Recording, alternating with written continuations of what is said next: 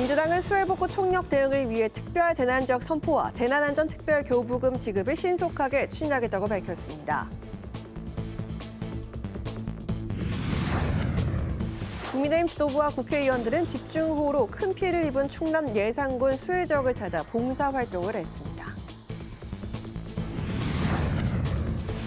이재명 대통령은 강선우 여가부 장관 후보자에 대한 청문 보고서를 모레까지 재송부해줄 것을 국회에 요청했습니다. 국민의힘은 지명 처리를 거듭 촉구했습니다. 파워인터뷰 오늘은 신동욱 국민의힘 위원과 함께 인사청문회 이후 일부 후보자의 임명 논란과 전당대를 앞두고 여야의 당권 경쟁을 흔들 변수는 무엇인지 짚어봅니다.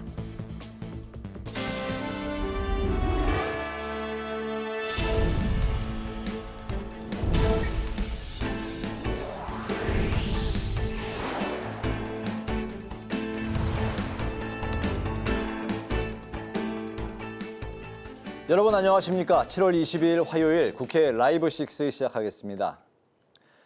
여야가 전국 수해 지역의 피해 복구를 위해 분주한 행보를 이어가고 있습니다. 더불어민주당은 특별 재난지역 선포와 재난안전 특별 교부금 지급을 신속하게 추진하겠다는 방침입니다. 국민의힘 의원들은 폭우 피해가 심했던 충남 지역을 찾아 복구 작업을 도왔습니다. 첫 소식 이소희 기자가 보도합니다.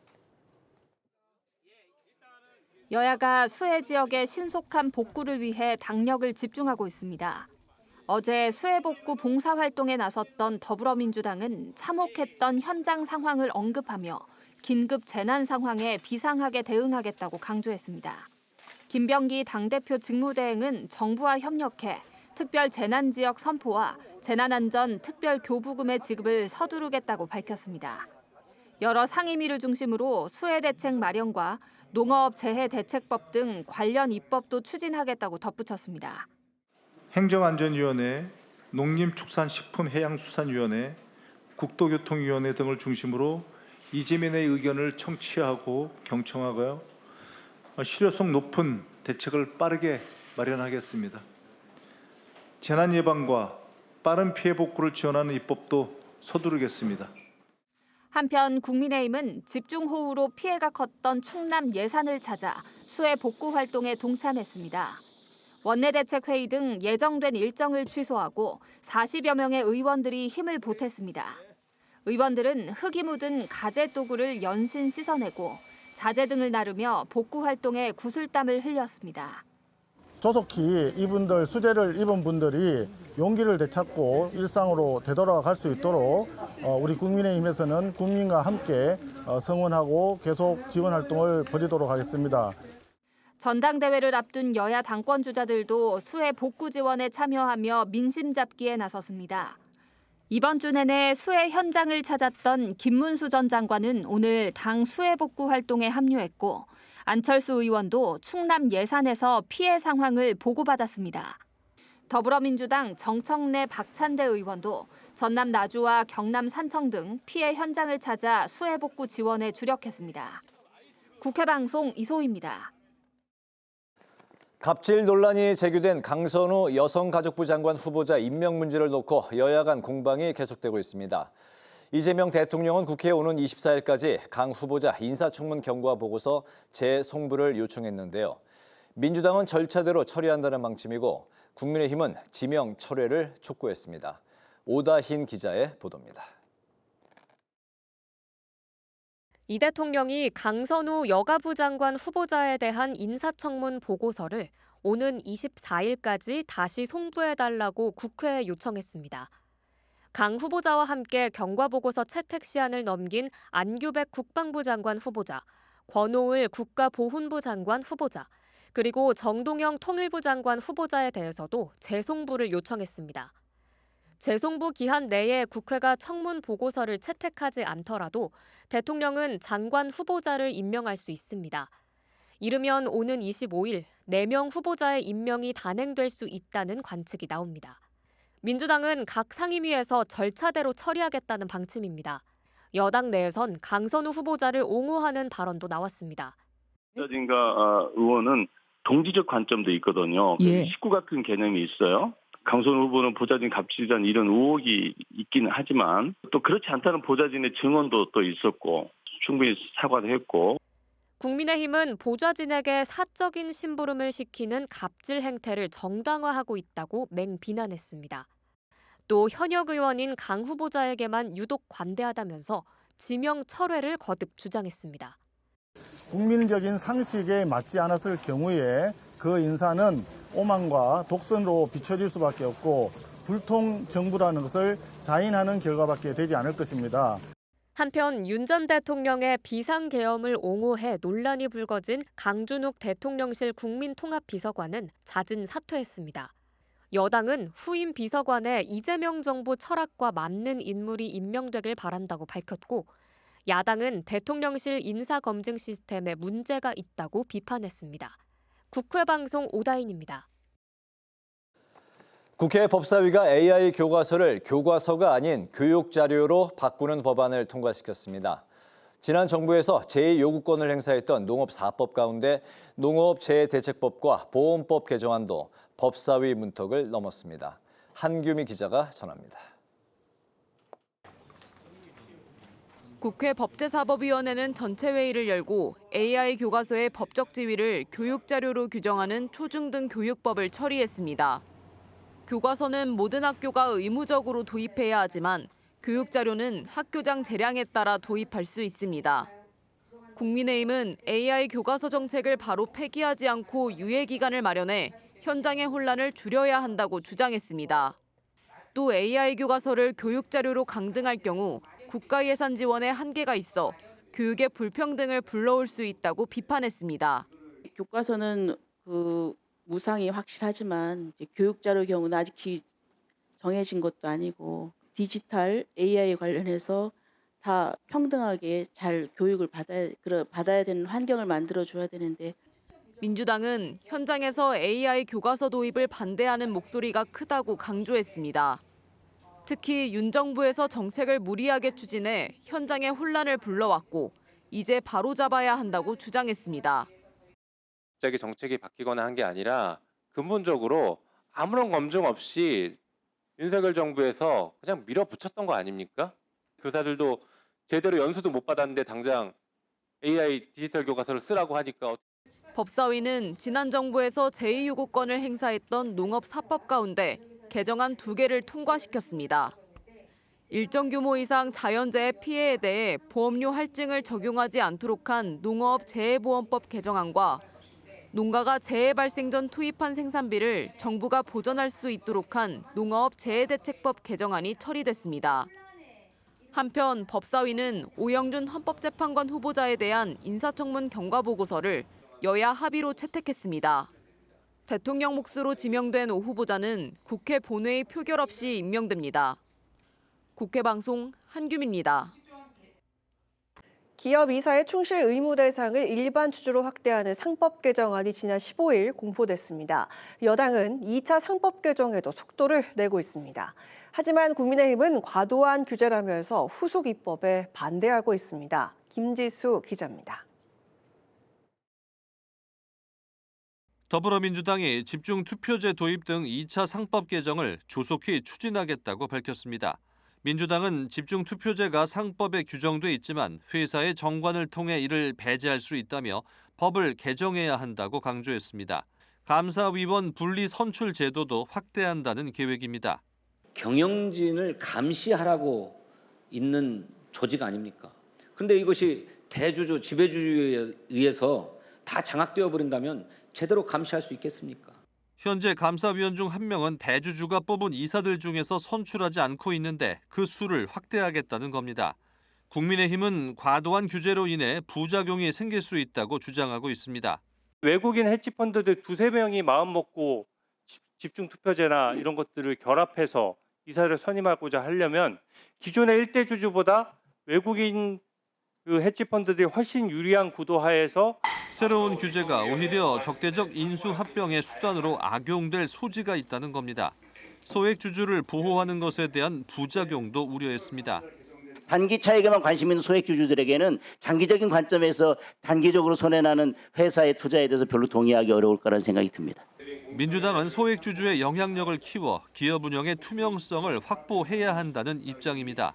자기에게만 이익이 되려고 하는 걸 막게 하려는 사람이 필요하고 그 사람들을 개미 주주라고 하는 사람들이 힘을 모아 뽑자. 한편 지난 3일 여야가 상법 개정안을 처리하면서 국민의힘은 배임죄 완화를 민주당에 요구한 바 있습니다. 회사에 손해가 없으면 처벌되지 않았던 경영 관행까지 배임죄로 처벌될 수 있는 부작용을 막겠다는 겁니다. 이에 민주당에서도 특별 배임죄 규정을 전면 삭제하는 내용의 상법 개정안을 발의하면서 배임죄 완화는 입법에 속도를 낼 것으로 보입니다. 국회방송 김지수입니다.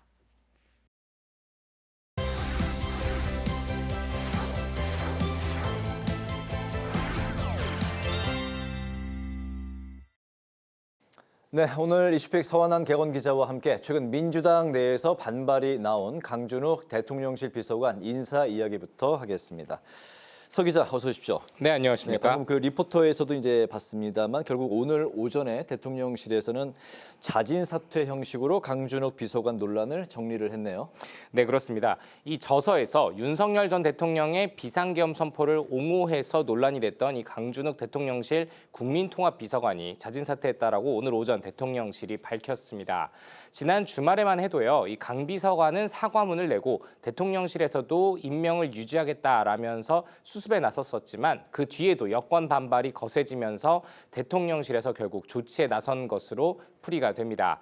대통령실은 이 보수계 추천 인사로 임명이 됐다라면서 다소 선을 긋는 듯한 입장을 내왔다가 여론이 계속 악화되자 결국 이 강 비서관이 자진 사퇴하는 것으로 논란을 정리했습니다. 네. 강유정 대변인은 오늘 이 자신을 지지하지 않는 국민도 넓게 포용하겠다는 대통령의 의지에 따라 보수계 인사 추천으로 임명을 했지만 이 국민주권 정부의 국정 철학과 원칙에 맞지 않는다는 국민 의견이 강하게 제기됐다라고 설명하면서 이 인사 검증 시스템에는 문제가 없다라고 논란이 커지는 것을 설명했습니다. 그렇군요. 이진수 후보자도 그렇고 이번에 이제 강준욱 비서관도 그렇고 이제 강준욱 비서관은 보수 언론인 정규재 씨가 이제 추천한 걸로 전해지고 있는데 누가 추천을 했는지에 따라서 낙마 여부가 달라진다. 뭐 이런 이제 비판도 나오고 있어요. 네, 사실 그렇습니다. 이진숙 후보자 논란이 초반에 불거졌을 때에도 이 대통령실에서 나왔던 반응 중에 하나가 이 추천을 받은 인사 중에 한 명인 것이고 이재명 대통령이 직접 인선을 한 것이 아니었다라면서 이 책임 논란에 대해서 선을 좀 그었던 바 있습니다. 네. 그리고 이 강준욱 비서관 추천 역시 말씀하신 것처럼 이 보수 논객인 정규재 씨의 추천이 있었다라면서 대통령실은 선을 그었었는데 이 두 사람 모두 결국 논란이 불거지니까 자진 사퇴나 이 지명 철회로 논란의 정리가 됐는데요. 하지만 이 대통령실 이 강선우 여성가족부 장관 후보자에 대해서는 임명 의사를 고수하고 있습니다. 민주노총조차 이 자진 사퇴해야 한다라고 입장을 내고 있는 상황임에도 불구하고요. 네. 이처럼 여권에서도 여론이 계속 악화된다라는 우려가 나오고 있지만 대통령실은 오늘 이 열흘 기한으로 국회에 인사청문 보고서 재송부 요청을 할 것이다 라고 밝히기도 했습니다. 이 기한까지도 국회가 보고서를 제출하지 않으면 대통령은 장관을 임명할 수 있는데요. 대통령이 오늘 이 재송부 요청을 공식화함에 따라서 이 강선우 후보자의 임명은 기정사실로 받아들여지게 됐습니다. 다만 여론이 약간의 남아있는 변수입니다. 이 리얼미터가 21일 발표한 여론조사 결과에 따르면요. 이 대통령의 국정 지지도는 62.2%로 전주보다 2.4%포인트 떨어졌는데 그거보다 더 유의미한 것은 계속 상승세였던 지지율이 처음으로 꺾여서 하락세를 보여줬다는 겁니다. 이 때문에 여권에서조차 인사를 고집하다가 좋았던 분위기가 꺾일 수 있다라는 우려가 나오고 있는 상황이거든요. 네. 때문에 대통령실이 지금의 인선 강행 의지를 지금처럼 계속 고집할 것인지는 여론의 흐름을 조금 더 함께 지켜봐야 될 것 같습니다. 네, 임명이 거의 기정사실이냐 아니면 현재 진행형이냐 뭐 좀 이렇게 의견이 좀 분분한 것 같은데 어쨌든 재송부 요청은 24일이다, 모레다 이제 그런 거죠. 자, 이제 전환길 씨 입당 논란이 계속해서 이제 불거지고 있는 국민의힘 이야기로 넘어가 보겠습니다. 전당대회를 기점으로 윤석열 전 대통령 이슈를 털어내지 않겠냐 이런 관측이 이제 지배적이었는데 최근 기류를 보면 꼭 그렇지만도 않은 것 같습니다. 네, 그렇습니다. 이 윤석열 전 대통령의 석방과 또 부정선거론을 주장하고 있는 이 전환길 씨의 국민의힘 입당 논란 때문에 다시 이슈화가 되는 것 같습니다. 이 송원석 비상대책위원장 겸 이 국민의힘 원내대표, 국민의힘이라는 정당은 특정 개인의 입당이나 정체성으로 가치관이 흔들리는 그런 정당이 아니다라면서 진화에 나섰지만 벌써부터 이 8월 전당대회의 주요 전선 중의 하나로 자리 잡는 그런 모양새입니다. 네. 일단 지도부는요, 전 씨의 언행이 이 당헌이나 당규 위반에 해당하는지 검토를 지시하면서 다소 신중한 스탠스를 보이고 있습니다. 하지만 전한길 씨는 이 윤 전 대통령을 지지하는 당원들을 동원해서 이 전당대회에 영향력을 행사하겠다, 10만 명의 당원을 양성하겠다라는 취지의 주장을 연일 언론에 내놓으면서 지도부의 조치가 힘을 잃을 수 있다라는 우려도 나옵니다. 특히 이 당원 당규 위반 및 징계 여부가 결론이 나기 위해서는 적지 않은 시간이 소요될 수밖에 없는데 이 당장 출마를 선언한 김문수 전 대선 후보의 경우 입당하는 사람에게 특별한 문제가 없으면 받아들여야 된다라고 입장을 냈고, 친윤계의 지지를 받고 있는 장동혁 의원은 그분들도 대한민국의 국민이고 국민의힘의 지지자라면서 환영의 뜻을 사실상 밝힌 상황입니다. 결국 전당대회에서 선출될 새로운 지도부가 이 전한길 씨를 어떻게 품을 것인지, 정리할 것인지가 이 새 지도부의 숙제가 될 것이다라는 분석이 나오는 대목입니다. 네, 그런 가운데 반윤계에서는 이제 전 씨 변수를 이제 차단하는 차원에서 100% 일반 여론조사로 당대표를 뽑아야 된다, 이렇게 주장을 하고 있네요. 네, 그렇습니다. 시작은 이 윤희숙 혁신위원장이었습니다. 국민 여론조사 결과 100%로 당대표를 선출하자라는 제안이었는데, 이에 조경태, 안철수 의원 등 출마 의사를 이미 밝힌 반윤 또 찬탄계 후보들이 공감하고 나선 그런 모양새입니다. 네. 일단 현행은요, 당심 80% 그리고 민심 20%가 전당대회의 룰입니다. 하지만 이번에만큼은 당원들의 비율을 최소화해야 한다라는 제안인데, 안철수 의원도 이 윤희숙 위원장을 만났을 때 이에 대한 의견을 나눈 것으로 알려졌습니다. 그리고 조경태 의원도 오늘 한 매체와의 인터뷰에서 지금은 특수한 상황이라면서 이 당원을 배제한 당대표 선출의 필요성을 강조했습니다. 이는 세력화를 시사하고 있는 이 전한길 씨를 고려했을 것이다라는 관측이 나옵니다. 전한길 씨는 최근 한 종편 온라인 채널에 출연해서 이 좌파의 개딸, 이 개혁의 딸, 이재명 대통령의 강성 지지층이 있다면 이 전한길이 우파의 개딸들을 만들겠다라고 말을 했거든요. 지금은 전 씨의 입당 여부조차도 사실 확실하지 않지만 전당대회가 가까워지면 이 당원 비율을 투표에서 얼마나 반영할 것인지, 또 조금이라도 일반 국민 여론조사 비율을 높이군 쪽으로 바꿔보고자 하는 이 찬탄 반윤계와 이 당원 비율을 계속 높게 가져가고자 하는 이 반탄 친윤계 후보들 간의 경론이 오갈 것으로 예상됩니다. 그렇군요. 8월 22일 국민의힘 전당대회인데 이제 딱 한 달 남았네요. 네, 그렇습니다. 이슈픽 서완한 객원 기자와 함께했습니다. 말씀 잘 들었습니다. 고맙습니다.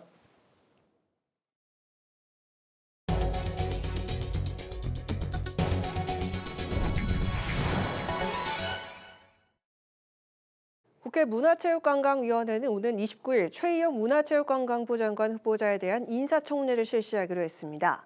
문체위는 오늘 전체 회의에서 최 후보자에 대한 인사청문회 실시 계획서를 채택했지만 증인과 참고인 채택 합의는 불발됐습니다.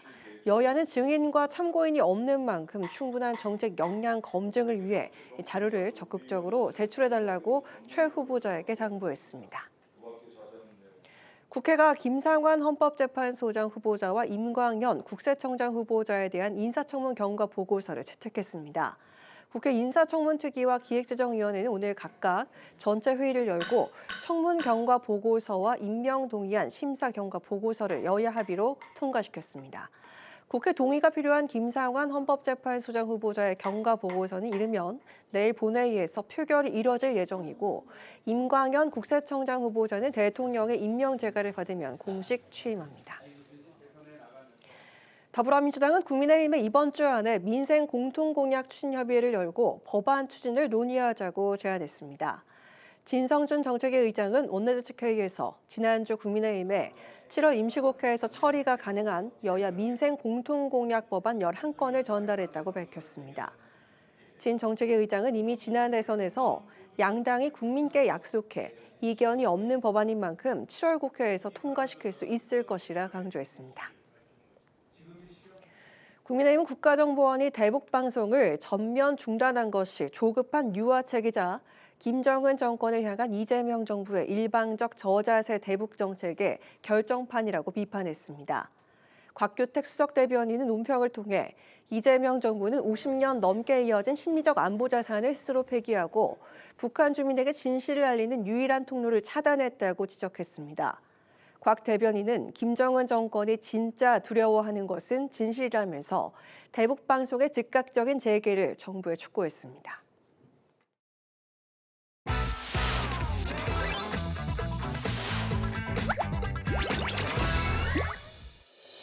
7월 22일 강아랑이 전해주는 정치권의 뜨거운 말말말 강아랑의 정치랑입니다. 오늘 첫 번째 주제는 극우 결별입니다. 국민의힘이 전당대회를 앞두고 당내 극우 논쟁이 점화되는 분위기입니다. 전한길 씨 입당과 윤 전 대통령의 옥중 메시지 이슈 등으로 극우와의 결별을 촉구하는 목소리가 높아지고 있는 건데요. 낡은 이념에 사로잡힌 극우 극단 세력과 완전히 결별하겠습니다.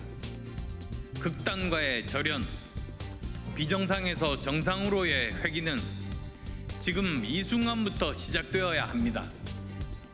앞서 전한길 씨 입당으로 논란이 불거지자 특정 개인의 입당으로 정체성이나 가치가 흔들리는 정당이 아니라고 밝힌 지도부 진화에도 불구하고 전당대회 주요 이슈로 부각되고 있는 겁니다.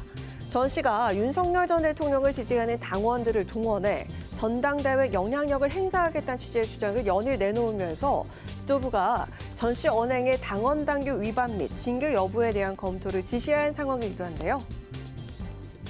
전당대회가 진행되는 과정 속에서 지금 불가피하게 전한길 씨의 목소리들이 많이 전달되고 있잖아요. 그게 어쨌든 이걸 영향을 미칠 거라고 봅니다. 강력하게 대응해야 된다고 봅니다. 당 지도부가 이 계엄을 옹호하는 듯한 이 인사들에 대해서 애매한 스탠스를 취한다면 국민들께서 국민의힘을 어떻게 바라보시겠습니까? 개혁 대 구구 뭐 이러한 프레임으로 간다면 당의 미래가 없을 거라고 생각합니다. 당내 이처럼 극우 논쟁이 번지면서 당대표 출마를 저울진하던 한동훈 전 대표 출마 명분이 강해지고 있다는 해석 속 쇄신파 후보들과 연대설까지 불거지고 있습니다. 당대표 경선이 무슨 극우들의 잔치판처럼 되는 거 아니냐. 딴 거 다 따지지 말고 그렇게 되는 것을 막기 위해서라도 출마해라라는 그런 요구를 한동훈 대표에게 하는 사람들도 있습니다. 최종적 결정은 곧 조만간 할 거라고 생각합니다. 이 가운데 당초 예정됐던 의원총회가 2차례나 미뤄지면서 일각에선 당 지도부가 극우 결별과 혁신안 논의를 회피하고 있는 게 아니냐는 지적도 나오는데요. 전당대회 본격적인 시작에 앞서 시급한 논의가 필요해 보입니다. 자, 이어서 오늘 두 번째 주제는 법인세 다시 인상입니다. 조만간 발표가 예상되는 2026년도 세법 개정안에 법인세 증세가 유력하게 검토되고 있는 것으로 전해지고 있습니다. 지난 윤석열 정부가 2022년 법인세율을 과세표준 구간별로 1%포인트씩 인하한 걸 되돌리겠다는 건데요. 구윤철 기획재정부 장관도 지난주 인사청문회 당시 법인세율 인상을 시사한 바 있습니다. 법인세를 원상 회복하는 거, 법인세율에 대해서 좀 적극적 고민해야 되지 않겠습니까? 어떤 응당 부담이라든지 그 효과 이런 걸 따져서 또 하여튼 적극적. 네, 민주당 내부에선 현재 세수 부족의 원인으로 부자 감세를 지목하면서 관련 정책 조정을 강조하고 있는 상황입니다. 법인세 인하 등 무분별한 부자 감세 조치가 가장 큰 원인이다. 그 윤석열 정부는 세금을 이렇게 깎아주면서 기업에도 투자하고 더 많이 고용할 것이다. 그렇게 되면 일자리도 늘고 또 소비도 촉진이 될 것이 그걸 고집스럽게 밀어붙이면서 나라 재정을 어렵게 했다. 법인세 부담을 낮춰 기업 활동을 독려하면 세금을 더 낼 수 있다고 기대했지만 정작 실질적 효과는 없었다고 보고 있는 건데요. 하지만 기업의 사정을 고려해서 조심스럽게 접근해야 한다는 의견도 나왔습니다. 전 세계적으로 온쇼어링 또는 리쇼어링 이런 추세가 있기 때문에 진짜 산업 공동화 상황에서 조금 신중할 필요가 있다. 경기가 나쁠 때는 사실 기업이나 민간에서 세금을 부담하기 굉장히 어려워요. 그게 별 효과도 없고요. 그런데 이럴 때는 이제 사실은 정부가 재정을 통해서 역할을 하는 게 맞고요. 이처럼 민주당 지도부 내에서도 견해가 엇갈리고 있습니다. 법인세 증세와 신중론 사이 적절한 절충안을 제시하는 목소리도 있습니다.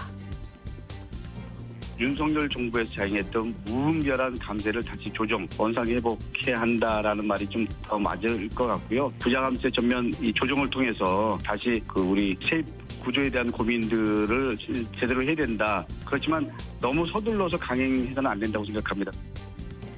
미국발 관세 전쟁 등의 경제 불안 요인이 최고조에 이른 시점인 만큼 그 어느 때보다 실용적이고 신중한 세제 개편안의 방향성이 마련돼야 할 것으로 보입니다.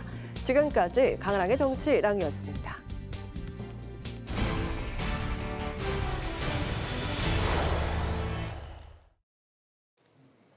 정부와 여당이 추가 상법 개정 등의 입법 속도에 나섰습니다. 이런 가운데 새로 취득한 자사주를 즉시 소각하도록 하는 더 강한 자사주 의무 소각 법안이 여당에서 발의됐는데요. 이 법안을 발의한 김현정 더불어민주당 의원과 전화로 연결돼 있습니다. 관련 말씀을 듣겠습니다. 의원님 나와 계십니까? 안녕하세요. 네, 안녕하세요. 평택시병 김현정입니다. 네, 반갑습니다. 자사주를 원칙적으로 취득 즉시 소각하도록 규정하는 상법 개정안을 발의하셨는데요. 기존 법안과 우선 어떤 차이가 있는 것이고 또 어떤 효과를 기대하시는지 먼저 좀 들어볼까요? 네, 일단 이번에 발의한 그 개정안 내용을 보면 신규 이제 이 법 시행 이후에 신규로 취득하는 자사주는 즉시 소각하도록 하고요. 네. 그리고 기존의 자사주는 6개월 이내에 소각하도록 하는 내용이고 또 예외적으로 자사주를 보유할 때에는 주주총회의 승인을 받도록 하는 게 주된 내용이고요. 제가 그 전에 기존에 발의했던 법안은 이제 그 해외 사례라든지 주주 환원 그리고 시장 충격 등을 감안해서 3년 이내에서 대통령령으로 소각 기간을 정하도록 했었거든요. 그런데 이것이 이제 그래서 3년 이내에서 대통령령으로 정하도록 한 것인데 그게 이제 1년이 될 수도 있고 6개월이 될 수도 있는데 시장에서는 이걸 3년으로만 보고 계시더라고요. 그래서 그 시행령이 아닌 법률로 좀 더 명확히 하는 것이 좋겠다라고 해서 그 재발을 했고요. 이렇게 재발을 함으로 인해서 이제 얻는 효과에 대해서는 최근 이제 우리가 상법 개정을 통해서 오랜만에 국내 증시가 이제 활기를 띠고 있잖아요. 네. 그리고 이제 이재명 정부도 코스피 이제 5천 달성을 공약하기도 했고, 우리 민주당에서 코스피 5천 특기도 지금 활동을 하고 있는데, 이렇게 이제 상승 추세인 그 주가가 5천까지 달성하기 위해서는 이 상법 개정만으로는 부족하다. 그래서 이어서 자사주 소각 의무화라든지 또는 그 배당소득 분리과세 등 관련 법안들까지 지속적으로 발의를 함으로 인해서 그런 법과 제도의 뒷받침을 통해서 주식 시장에서 이제 자본시장에서 우리 정부와 여당의 강력한 의지를 보여줌으로 인해서 지수 상승을 견인하는 그런 효과가 있을 것이다라고 저는 생각합니다. 네. 네, 근데 기업들이 관세 폭탄 대응만으로도 버거운 상황에서 이 상법 개정안 입법이 부담을 가중시킨다는 반발과 지적도 있는데요. 이 같은 우려에 대해서는 어떤 대응책이 있으실까요? 먼저 상법 개정과 이 관세 협상은 별개의 문제입니다. 그래서 저희가 이제 이사의 충실 의무를 회사로부터 주주까지 확대하는 것을 주된 내용으로 한 상법 개정을 했을 때 재계에서는 기업 부담을 가중시킨다라는 주장을 했었는데요. 근데 실제로 이런 상법 개정이 있은 이후에 가장 급등했던 종목들이 바로 반대에 앞장섰던 대기업들의 그 지주사의 주가가 가장 많이 급등을 했거든요. 이는 시장에서는 오히려 편법적 지배구조 개편이 사라져서 그 지주사들의 기업의 가치가 올라갔다라고 시장에서는 평가하고 있는 것이거든요. 네. 그래서 최근에 이런 상법 개정을 한 것은 투자자 보호와 이제 기업 지배구조 개편, 편법적인 기업 지배구조 개편을 통해서 자본시장을 선진화시킴으로 인해서 코리아 디스카운트를 해소하기 위한 것이다. 이렇게 보시면 될 것 같고, 궁극적으로는 우리 주식시장의 파이를 키우려는 게 이제 상법 개정의 목적이고요. 다만 이제 최근 관세 협상 등으로 인해서 통상 문제에 있어서 대불확실성이 이제 커졌지 않습니까? 그래서 이제 기업들이 어려움을 겪고 있다는 것에 대해서는 공감을 합니다. 그래서 다만 이와 관련된 문제는 상법보다는 정부의 협상력이나 또 수출 기업 등에 대한 적극적인 지원과 정책, 또 수출 다변화 등으로 풀어나가야 될 문제고 이와 관련해서는 정부뿐만 아니라 우리 그 민주당에서도 적극적으로 지원할 그런 의지와 생각이 있다라는 말씀을 드립니다. 네. 장관 임명 인사 중에 가장 논란이 되고 있는 강선우 여가부 장관 후보자에 대한 의원님 의견도 궁금한데요. 대통령실의 임명 강행 수순으로 부정적 여론이 적지가 않습니다. 이 대답은 좀 길지 않게 좀 짧게 들어볼 수 있을까요? 네, 대통령실에서 이제 채택 시간이 19일로 지났기 때문에 그 24일까지 청문보고서 재송부를 이제 국회로 했습니다. 그래서 아마도 이번 주 내에 후보자 임명을 마무리하고 신속한 국정안정을 깨하려고 하는 뜻인 것 같은데요. 이제 이번 강선우 후보자에 대한 것에 대해서는 그 각종 의혹들에 대해서 인사청문회 통해서 이제 제기되는 의혹들에 대해서 후보자가 이제 해명을 했고 그 해명을 바탕으로 해서 그 다양한 여론이나 뭐 민심 그리고 여야 대표들의 그런 의견 청취 등 다양한 의견들을 종합적으로 판단해서 임명권자가 결정한 내용이기 때문에 더불어민주당 입장에서는 그 뭐 24일까지 상황 변화가 없는 한 그 임명권자의 결정을 존중하자는 것이 기본적인 입장입니다. 알겠습니다. 네, 오늘 말씀 여기까지 듣겠습니다. 고맙습니다. 네, 고맙습니다. 지금까지 김현정 더불어민주당 의원과 이야기 나눠봤습니다.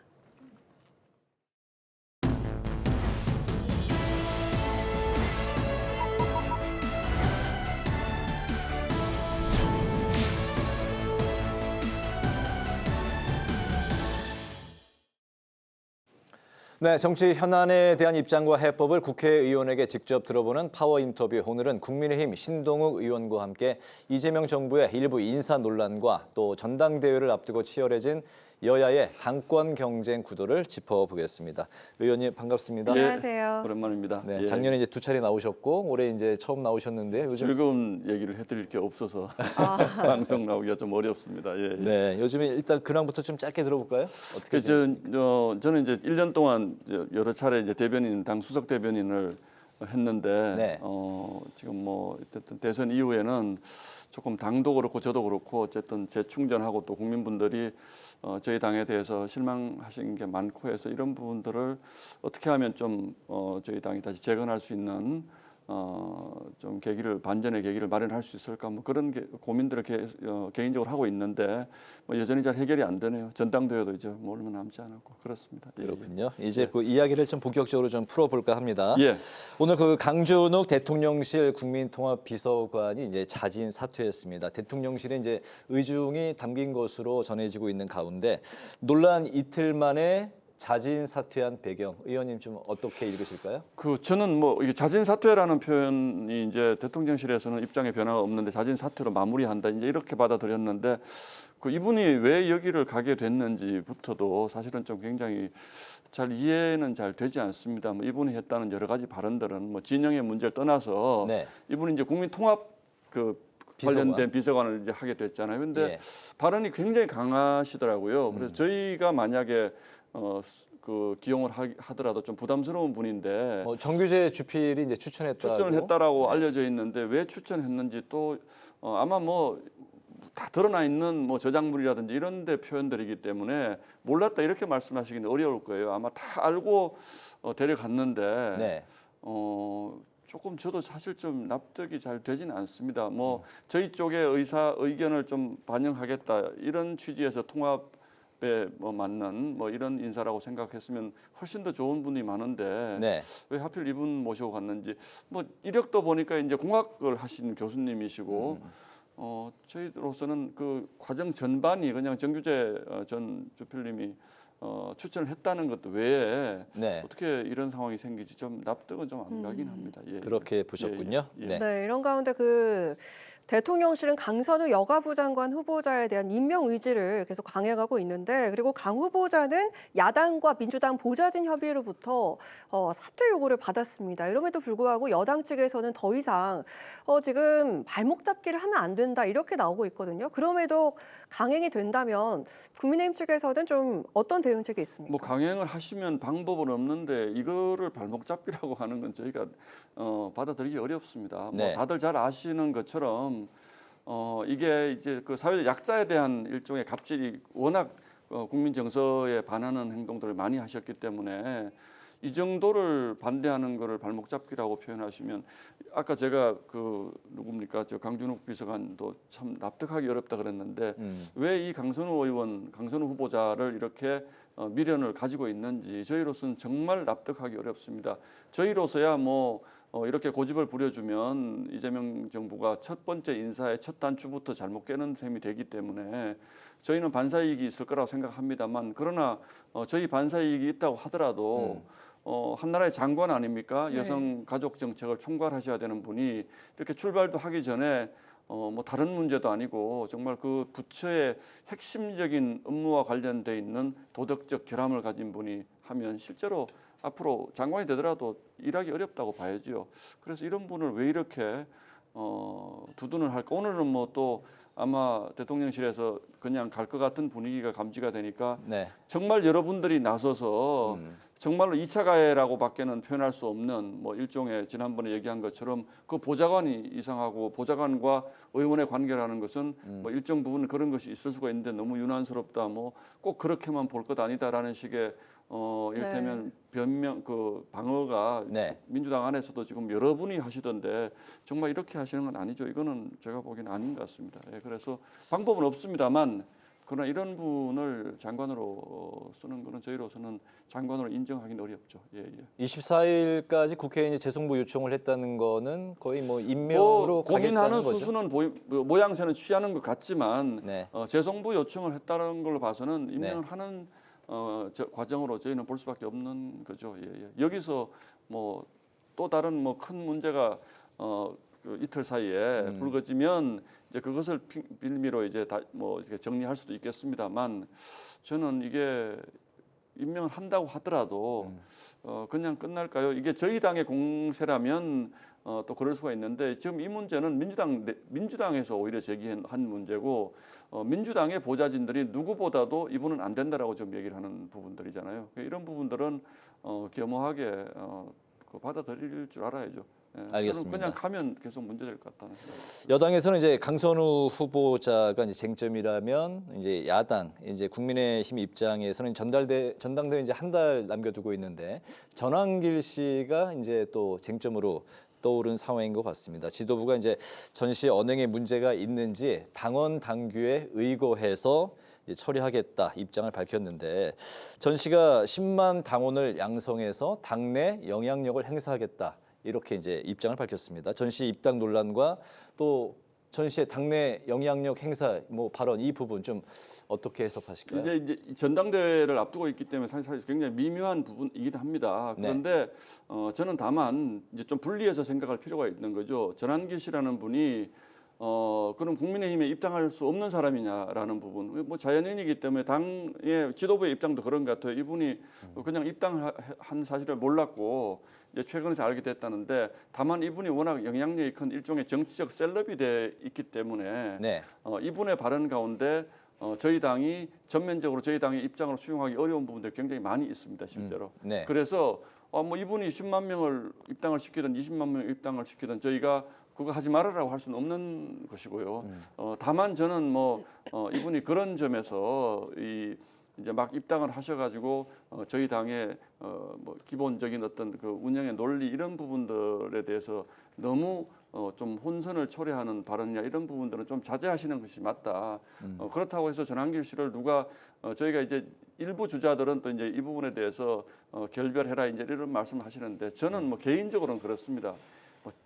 쫓아내라, 뭐 정리해라 이런 식으로 정당을 운영하기는 저는 어렵다고 생각을 하고 있습니다. 그분이 조금 자제해 주기를 바라는 것은 사실인데 이를테면 국민 대다수가 받아들이기 어려운 그런 논리를 가지고 저희 당에 들어와서 계속 그런 말씀을 반복적으로 하고 하는 것은 좀 부적절할 수가 있으나 그러나 이분의 정치적 견해를 저희가 지나치게 억압하는 것은 맞지 않다. 저는 알겠습니다. 네, 그리고 이어서 당권 경쟁 살펴볼 텐데 안철수, 장동혁, 조경태 의원 그리고 김문수 전 장관이 출사표를 던졌고 한동훈 전 대표는 지금 고심 중인 것으로 알려져 있습니다. 한 달 남은 전당대회 관전 포인트는 무엇이라고 생각하고 또 어떤 인물이 당대표가 되면 좋을지 좀 들어볼까요? 이게 이제 뭐 일시적으로 정상적인 상황이 아니라 저희 당이 3년 전 그러니까 이준석 대표가 당 대표가 됐다가 당을 떠나게 되고 계엄이 있고 네. 또 대선을 치르면서 패배해서 임기를 마치지 못하고 정권을 뺏기는 이 과정에 누적된 저희 당의 문제가 아주 복합적으로 있습니다. 뭐 네. 잘 아시는 것처럼 이게 어떻게 보면 이념의 문제로 지금 전선이 형성돼 있는 것처럼 보이지만 제가 보기에는 저희 당에 있는 내부적인 문제가 이게 보통 복잡한 게 아니기 때문에 저는 이런 부분들을 제대로 수습해서 이제 저희가 흔히 하는 얘기로 보수 정당의 재건을 할 수 있는 후보가 누가 될 것이냐 이 부분이 저는 가장 중요한데 네. 좀 걱정스러운 부분들은 네. 이런 데 대한 일종의 그 자질에 대한 당원들의 판단이 아니라 이게 뭐 계엄을 옹호하느냐 그럼 탄핵을 어떻게 했느냐 뭐 또 뭐 부정선거에 대한 생각은 어떠냐 이런 쪽으로 지금 가서 일종의 그 후보들을 그런 식으로 이렇게 이념을 가지고 이제 갈라지는 선거가 되면 누가 당선되더라도 그 이후에도 굉장히 어려운 상황이 생길 수 있다. 조금 전에 김종혁 그 전 최고 이제 한동훈 전 대표하고 가깝죠. 이분 얘기는 어쨌든 지금 상황이 한동훈 대표가 출마할 수 있는 명분을 주는 이제 바로 이제 그런 걱정을 이제 저도 하거든요. 저는 뭐 한동훈 대표든 김문수 전 후보님이든 네. 뭐 본인이 나와서 경쟁하고 싶은 사람은 누구든지 나와서 저는 하는 것이 좋다. 그게 정당이 살아 있다는 것이다. 그게 정당이 활력이 있다는 것이다. 저는 그렇게 생각을 하고 있습니다. 그런데 네. 이게 본질보다는 그 변두리 이슈에 저희가 너무 매몰돼서 뭐 극우 뭐 논쟁이라든지 이런 부분으로 가는 것은 저희 당에 굉장히 도움이 안 되기 때문에 저는 저희 당이 뭐 쉽게 표현하면 이걸 통합이라고 표현하면 또 그것도 아니라는 분들이 있는데 저는 우리 당이 어쨌든 힘을 모아서 민주당과 어쨌든 앞으로 제대로 된 야당으로 거듭날 수 있는 어떤 저희 당의 어떤 통합의 리더십을 가진 분 이런 분이 당 대표가 되길 바라고 있습니다. 알겠습니다. 전체를 이제 아우를 수 있는 통합의 리더십을 가진 분이 당 대표가 됐으면 좋겠다 이제 그런 바람을 담으셨는데 민주당이 이제 전당대회가 이제 더 일찍 있습니다. 8월 2일 한 열흘 남았는데 당권 경쟁을 하는 상황에서 이제 폭우가 변수로 떠올랐습니다. 승부처인 호남과 수도권의 순회 경선이 취소가 되고 전당대회 당일에 완샷 경선을 이제 치르기로 했습니다.